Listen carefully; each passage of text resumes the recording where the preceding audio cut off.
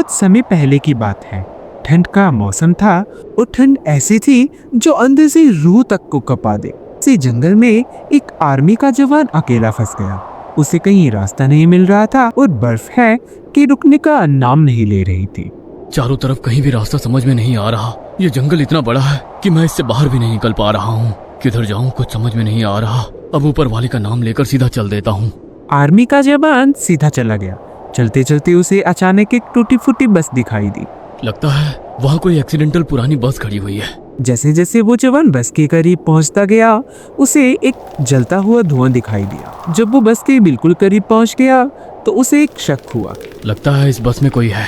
कहीं कोई आतंकवादी तो नहीं? जवान ने हथियार अपने हाथ में लिया और एक झटके में उस बस के अंदर घुस गया। लेकिन बस के अंदर का नजारा देखकर उसने वो हथियार नीचे रख लिया, क्योंकि वहाँ एक पूरा परिवार बैठा हुआ था। कौन है आप लोग और इस बस में क्या कर रहे हैं? आप लोगों ने तो बस में ही चूल्हा भी बना रखा है, खाना भी बना रहे हैं। आपके बीवी बच्चे भी इसी में हैं। कहीं आप लोग बॉर्डर पार करके धोखे से पड़ोसी मुल्क से तो नहीं आ गए हैं पूरे परिवार के साथ?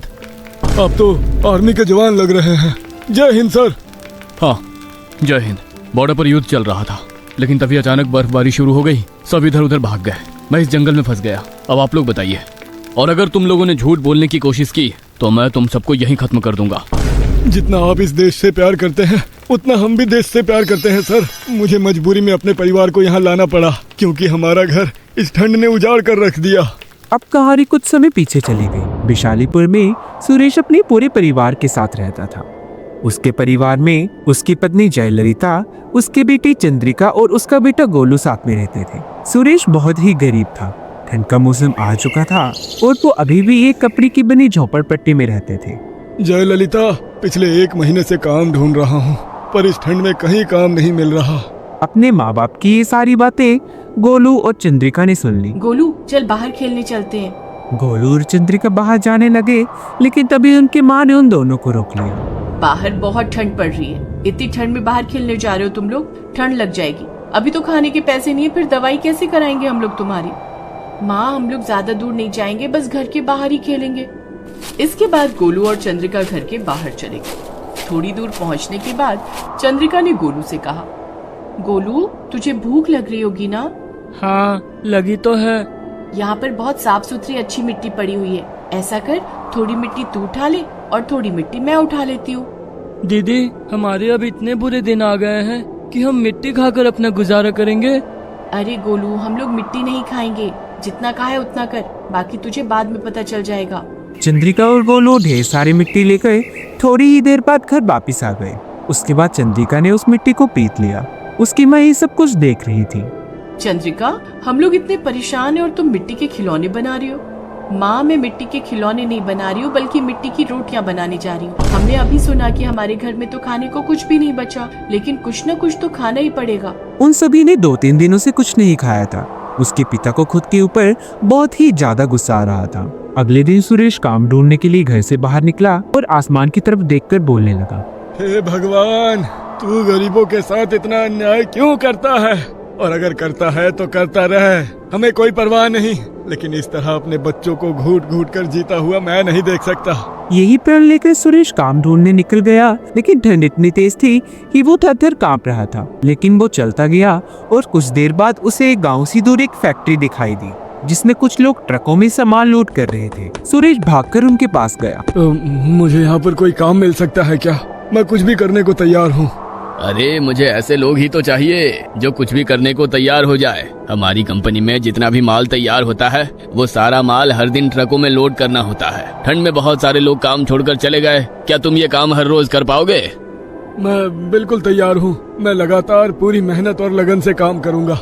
सुरेश ने ठंड में दिन भर मेहनत से काम किया। शाम को उसको दिहाड़ी मिल गई और खाने का सामान लेकर सुरेश खुशी खुशी अपने घर पहुंचा। लेकिन तभी उसने देखा कि उसकी झोपड़पट्टी पूरी तरह से फट चुकी थी। गोलू को बहुत तेज बुखार था और वो ठंड की वजह से बहुत ही ज्यादा कांप रहा था। अरे ये क्या हो गया? भगवान ने खुशी दी तो दूसरी खुशी छीन ली। गोलू को बहुत तेज बुखार है और थोड़ी देर पहले यहाँ पर कुछ आदमी आए थे। उन्होंने बोला कि ये झोपड़पट्टी यहाँ से हटा लो, वरना वो लोग खुद झोपड़पट्टी कल हटा देंगे। वो लोग सरकार के आदमी थे। पहले तो गोलू को मैं डॉक्टर के पास ले जाकर कुछ दवाइयाँ लेकर आता हूँ। आपको काम मिल गया क्या? हाँ जयललिता, इसी खुशी में तो मैं वापस आ रहा था। ये देखो, मैं कितनी सारी सब्जियां और खाने का सामान लेकर आया हूँ, पर हमारी झोपड़पट्टी ही फाड़ डाली इन लोगों ने। सुरेश गोलू को डॉक्टर के पास ले जाता है। डॉक्टर ने उसे दवाई दे दी और वो दोनों वापस घर आ गए। थोड़ी देर बाद गोलू का बुखार कुछ हल्का सा हो गया। जयललिता ने वही ठंड के मौसम में चूल्हा लगा दिया और उसी के ऊपर वो सारा खाना बनाने लगी। उन सबने खाना खाया और जयललिता अपने पति से बोलने लगी, लेकिन अब हम लोग रहेंगे कहाँ? आज रात यहीं सोते हैं, सुबह देखते हैं कि क्या करना है। गोलू भी सुबह तक पूरी तरह ठीक हो जाएगा। उस रात वो उसी फटे तंबू में सो गए। सुबह जब वो उठे और उनकी नींद खुली तो उन्होंने देखा कि उनके सर से वो तंबू गायब था। तुम लोगों को मैं कल ही समझा दिया था कि यहाँ से निकल जाना, लेकिन तुम लोग नहीं माने। अब यहाँ से जाते हो कि पुलिस को बुलाऊं? जाता हूँ बाबूजी, इतना तो रहम करो इस ठंड में। उस आदमी ने महेश को एक लाठी मार दी। तभी गोलू को गुस्सा आया और उसने पत्थर उठाया और उस पत्थर को उस आदमी के सिर पे मार दिया और उस पत्थर के कारण उस आदमी का सर फूट गया। तभी महेश ने झट से सारा सामान समेटा और अपने परिवार के साथ वो वहां से भाग गया। भागते भागते वो एक जंगल में जा पहुंचा ताकि उसे वो आदमी पकड़ न सके। बेटा, तुझे ये नहीं करना चाहिए था। अच्छा हुआ हम यहाँ आ गए, वरना वो लोग हमें पुलिस के हवाले कर देते। इस ठंड में एक तो वैसे भी हालत खराब है। लेकिन पापा, अब हम रहेंगे कहाँ इस जंगल में? बेटा, हम गरीबों का कोई ठिकाना नहीं रहता। हमें कहीं ना कहीं रहने का इंतजाम तो करना ही पड़ेगा।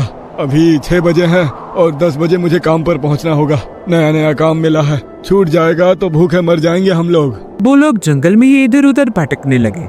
काफी दूर जाने के बाद उन्हें जंगल के ही अंदर एक टूटी फूटी बस दिखाई दी। सुरेश अपने परिवार को लेकर उस बस के पास पहुंच गया।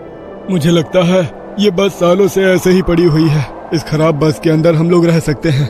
हमें छत भी मिल जाएगी और ठंड से भी बच जाएंगे हम लोग। मैं इसकी साफ सफाई करके बिल्कुल घर जैसा बना देती हूँ। चंद्रिका बेटा, तुम मेरी मदद करो। अब उन लोगों ने उस बस के अंदर ही अपना घर बना लिया। जयललिता ने उस बस के अंदर ही एक मिट्टी का चूल्हा बनाया और सबको खाना खिलाया। खाना खाकर सुरेश काम को चला जाता है। कहानी दोबारा से वर्तमान में आ पहुंचती है, जहां पर वो अपनी कहानी उस आर्मी ऑफिसर को सुना रहा था। उसकी कहानी सुनते ही आर्मी ऑफिसर की आंखें नम सी हो गई। हम दिन रात इस देश के लिए मरते हैं, तो अपने देश के आम लोगों की हालत कैसे देख सकता हूँ? आप लोग मेरे गाँव चलिए, हमारा बहुत बड़ा घर है। नहीं नहीं साहब, हम आपको तकलीफ नहीं दे सकते। आप तो वैसे ही दिन रात देश की सेवा में लगे रहते हैं। हमारी वजह से आप परेशान मत हो। आपको भारत माता की कसम है, आप लोग मेरे साथ चलिए, वरना इस ठंड में ये छोटे छोटे बच्चों की हालत खराब हो जाएगी यहाँ।